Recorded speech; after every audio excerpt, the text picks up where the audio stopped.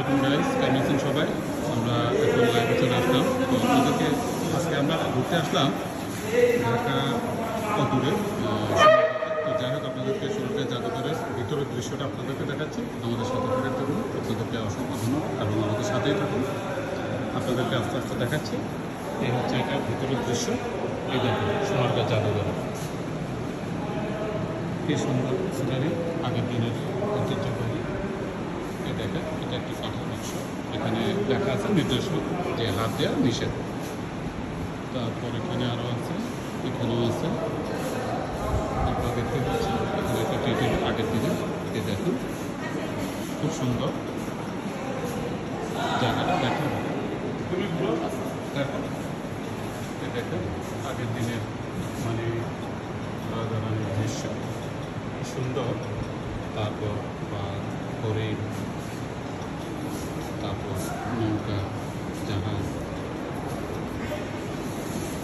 দেখতেই পাচ্ছেন। আপনাদেরকে আমি ভিতরে দৃশ্যটা আস্তে আস্তে দেখাচ্ছি। আর আনন্দটা উপভোগ করবেন। কেমন লাগে আমাদেরকে জানাবেন। এখানকার সিনারিগুলো অসম্ভব সুন্দর। এখানে মোটামুটি এসিও আছে।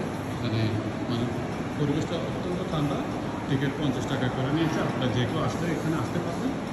একদম ঢাকা থেকে মানে কাশপুর ব্রিজের একটু পরে মানে সোনারগাঁ এরিয়া, ওখানে আসবে সে ঘুরে যাবে। এটাকে এখানে একটা ঘর, কি সুন্দর কাঠের চৌচলা ঘরের মডেল। এই দেখেন আগের দিকে, ঠিক আছে। এগুলো সব সুন্দর, এগুলো কোনো ধরার সিস্টেম নেই, ধরা যাবে না। এই দেখেন আগের দিনের।